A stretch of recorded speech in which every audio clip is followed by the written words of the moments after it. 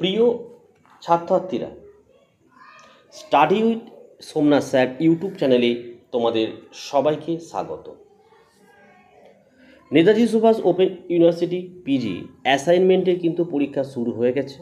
তো আজকের এই ভিডিও থাকছে, দেখো, Netaji Subhas Open University PG MA history first year, PG history second paper, assignment answer 2025।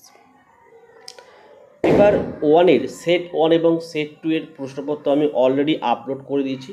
তোমরা ভিডিওগুলি সম্পূর্ণ দেখো, প্রশ্নগুলো খাতায় লিখে নাও, তারপরে 100% সিওর হয়ে কিন্তু পরীক্ষায় বসো, তাহলে কিন্তু তোমরা সম্পূর্ণ নাম্বার কিন্তু পরীক্ষায় পেয়ে যাবে। ঠিক আছে, তো চলো আমরা ভিডিওটি শুরু করি।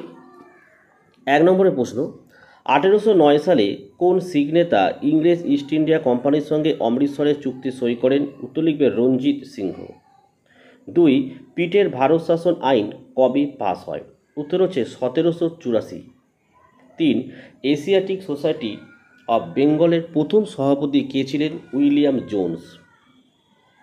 8, 1857 বইটি কোন ঐতিহাসিকের রচনা? উত্তর হচ্ছে এস সেনের। 5, দেখো, স্ট্যাটিস্টিক্যাল অ্যাকাউন্ট অফ বেঙ্গল কার বিখ্যাত গ্রন্থ? লিখবে ডব্লিউ হান্টার। 6, কাকে আধুনিক হিন্দি ভাষার জনক বলা হয়? লিখবে ভরতেন্দু হরিশ্চন্দ্রকে। 7 নম্বরের প্রশ্ন, বাংলার নবাব মীর কাসিম ইংরেজ ইস্ট ইন্ডিয়া কোম্পানির কাছে কোন যুদ্ধে চূড়ান্তভাবে পরাজিত হন? উত্তর লিখবে বক্সারের যুদ্ধে। 8 প্রশ্ন, ভারতে প্রকাশিত প্রথম ইংরেজি সংবাদপত্র কোনটি? লিখবে বেঙ্গল গেজেট। 9, বাংলার প্রথম ইংরেজ গভর্নর জেনারেল কে হন? লিখবে ওয়ারেন হেস্টিংস। 10, দেশীয় ভাষায় সংবাদপত্র আইন এবং অস্ত্র আইন কোন সালে পাস হয়? লিখবে 1878 খ্রিস্টাব্দে।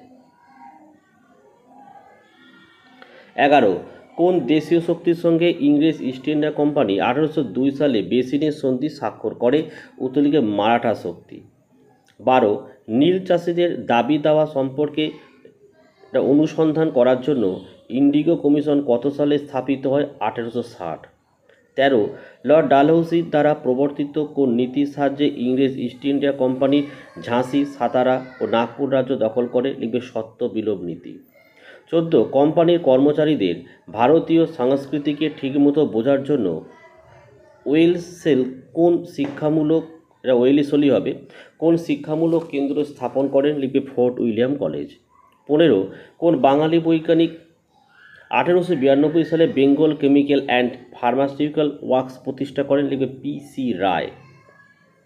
16, পলাশির যুদ্ধ কবিতাটি কার লেখা? নবীনচন্দ্র সেনের লেখা।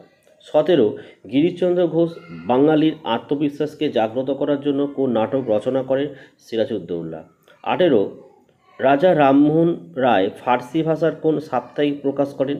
উত্তর লিখবে মিরাত উল আকবর।